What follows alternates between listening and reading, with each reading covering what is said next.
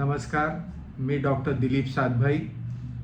नुकतीच प्राप्तिकर विभागाने जुना परतावा मिळण्याच्या संदर्भातील काही त्यांच्या ज्या पूर्वीच्या नियमात आहे तो मोठे बदल केलेले आहेत. हे नक्की काय बदल आहेत या संदर्भात आपण आता थोडीशी माहिती घेणार आहोत. प्राप्तिकराचा परतावा मिळण्यासाठी किंवा व्यवसायातील तोटा पुढील वर्षात ओढण्यासाठी प्राप्तिकर विवरणपत्र हे अंतिम देय तारखेच्या आत म्हणजे आकारणी वर्ष संपायच्या अगोदर 3 महिने दाखल करावे लागते. त्यानंतर मात्र असं विवरणपत्र दाखल करता येत नाही. उदाहरणार्थ, जर आता तुमचं आर्थिक वर्ष 2023-24 असेल, म्हणजे 31 मार्च 24ला संपणारं जे वर्ष आहे त्याचा आकारणी वर्ष आहे 2024-25, आणि अशा वेळेला 31 मार्च 2025ला हे आकारणी वर्ष संपेल. त्या आकारणी वर्ष संपायच्या अगोदर 3 महिने म्हणजे 31 डिसेंबर 2024च्या अगोदर हे प्राप्तिकर विवरणपत्र दाखल करणं आवश्यक असते, जेणेकरून तुम्हाला रिफंडही मागता येतो आणि तुम्हाला लॉस जो आहे तो पण कॅरी फॉरवर्ड करता येतो. अशा वेळेला कधी कधी आता नवीन आयच्या प्रमाणात 139(8) एखादी अपडेटेड रिटर्न तुम्हाला दाखल करता येत आहे, पण त्यामध्ये जरी रिटर्न दाखल करता आलं तरी तुमचा विसरलेला परतावा त्यामध्ये मागता येत नाही किंवा तोटा तुम्हाला पुढे उपडता येत नाही. त्यामुळं प्रत्यक्षात त्याचा काही उपयोग होईल अशातली काही गोष्ट असत नाही. अशा वेळी 119(2)B कलम अंतर्गत प्राप्तिकर विभाग काही संयुक्तिक कारणासाठी त्यांच्याकडे असलेल्या विवेधिकाराचा वापर करून जे काही प्राप्तिकर विवरणपत्र मुदतीत दाखल करता आलेलं नाही, जे काही बुडालेला परतावा असतो तो परतावा मागण्यासाठी करदात्याला प्राप्तिकर विवरणपत्र भरण्यासाठी परवानगी देऊ शकतो. पण ही कारणं मात्र संयुक्तिक असली पाहिजेत. ही कारणं अशी स्पेसिफाय केलेली नाहीत, पण अनुभवाच्या आधारे असं सकृतदर्शनी दिसतं की महापुरामुळे जर तुम्हाला प्राप्तिकर विवरणपत्र दाखल करता आलं नाही किंवा काही नैसर्गिक कारणं असतील, जसं भूकंप आहे किंवा इतर कोणती कारणं, अतिपावसाचा तडाखा असेल किंवा वाहनांचा अपघात झाला असेल किंवा वार्धक्यात असणाऱ्या ज्या विस्मृतीची अशी समर्थनीय कारणं असतील, तर तुम्हाला कोणत्याही परिस्थितीमध्ये 1192B खाली तुम्हाला प्राप्तिकर विवरणपत्र दाखल करता येतं. आता 1 ऑक्टोबर 2024 पासून केंद्रीय प्रत्यक्ष कर मंडळाने म्हणजे समितीने जुनी सर्व सर्क्युलर्स आता रद्द केली आहेत आणि आता 1 ऑक्टोबर 2024 पासून पूर्णतः नियमावली बदलली आहे. आणि या नवीन नियमावलीबद्दल न होता आपण थोडीशी माहिती घेणार आहोत. आता हे नवीन नियम काय आहेत त्याच्यातला पहिला नियम मी आपण चर्चा करूयात. ज्या वेळेला करदात्यांनी प्राप्तिकर विवरणपत्र भरण्यात झालेला विलंब क्षम्य करण्याच्या विनंत्या स्वीकारण्यासाठी प्राप्तिकर अधिकाऱ्यांना असलेली विवेकाधिकाराची जी आर्थिक मर्यादा आहे ती 1 ऑक्टोबर 2024 पासून जवळजवळ दुप्पट करण्यात आली आहे. त्यामुळे संबंधित परताव्याची रक्कम वाढल्यावरही यापुढे आता उच्च प्राधिकरणाकडे जावं लागणार नाही. हा करदात्याच्या दृष्टीने मोठा फायदा ठरणार आहे. आणि हा आता पूर्वीच्या कालावधीमध्ये जो काही प्राप्तिकर अधिकारी विवेकाधीर वापरत होता त्याची आता परतावा परत करण्याची क्षमता मोठ्या प्रमाणात वाढली आहे. पूर्वी प्रधान प्राप्तिकर आयुक्तांना फक्त 50 लाख रुपयापर्यंतच्या रिफंडच्या बाबी त्यांना सँक्शन करण्याचा अधिकार होते. ते आता रक्कम त्यांनी 50 लाखावरनं 1 कोटी रुपयापर्यंत वाढवली आहे.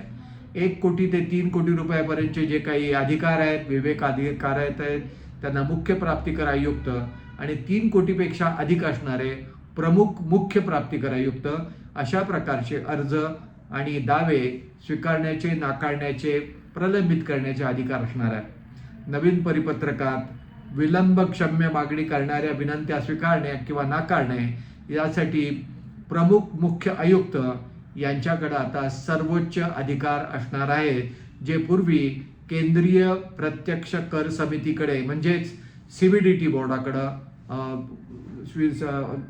ठेवण्यात आलेले होते. दुसरा महत्त्वाचा मुद्दा, CBDTने असं म्हटलं आहे की परताव्याच्या किंवा तोट्याच्या दाव्यासाठी कोणताही कंडोनेशन अर्ज, ज्या मूल्यांकन वर्षासाठी असा अर्ज किंवा दावा करायचा असेल तर तो आकारणी वर्ष संपल्यानंतर 5 वर्षानंतर दाखल केल्यास स्वीकारला जात नाही. म्हणजे जो काही अर्ज आहे तो 5 वर्षाच्या कालावधीमध्येच दाखल व्हायला पाहिजे. असा अर्ज 5 वर्षाच्या आत दाखल करण्याची मुदत 1 ऑक्टोबर 2024 रोजी किंवा त्यानंतर दाखल केलेल्या अर्जासाठी मूल्यांकन वर्षाच्या समाप्तीपासून लागू होणार आहे. वरील विहित आर्थिक मर्यादेनुसार विलंब माफ करण्याचे अधिकार असलेल्या सर्व प्राधिकरणांना 5 वर्षाची आता ही मर्यादा लागू होणार आहे. सर्वात महत्त्वाचा मुद्दा, सक्षम प्राधिकाऱ्यांनी अर्ज प्राप्त केलेल्या महिन्यापासच्या अखेरीपासून 6 महिन्याच्या आत सदर अर्जावर निर्णय घेऊन निकाली काढण्यात याव्यात असं स्पष्ट करण्यात आलं आहे. म्हणजे जर समजा डिसेंबर महिन्यामध्ये कोणत्याही तारखेला जर तुम्ही अर्ज केला असेल तर तो अर्ज 31 डिसेंबरपर्यंतचा धरला जाईल आणि तिथून पुढं क्लिअर 6 महिने म्हणजे 30 जूनपर्यंत त्या अर्जाचा निकाल लागला पाहिजे असं यामध्ये स्पष्ट करण्यात आलं आहे. आता ही जी नवीन कालमर्यादा जी आहे ही भविष्यातील अर्जासाठी आहे, म्हणून 1 ऑक्टोबर 2024 पूर्वीच्या सर्व प्रकरणांवर लागू होणार नाही असंही आता याच्यात स्पष्ट करण्यात आलं आहे.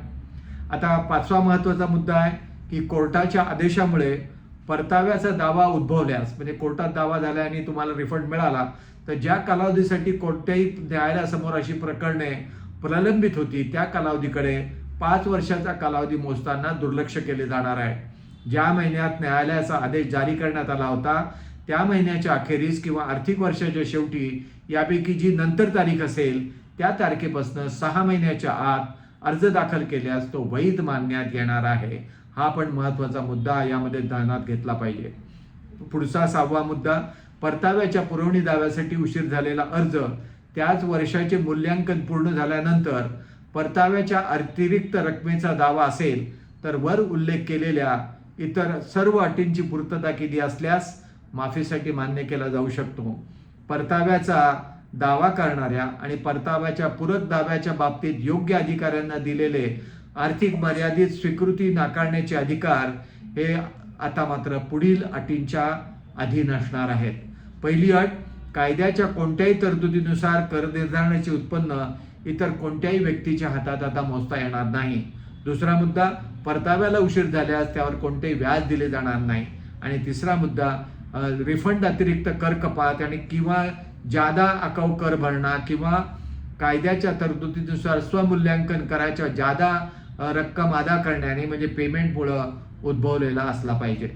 शेवटचा मुद्दा, कायद्याच्या कलम 119(2)(b) अंतर्गत दाव्याचा विचार करताना निर्धारित तारखेच्या आत उत्पन्नाचा परतावा भरण्यासाठी करदात्याला वाजवी कारणास्तव प्रतिबंधित करण्यात आले होते आणि केस गुणवत्तेत 100% खरी असल्याची खात्री केली जाते.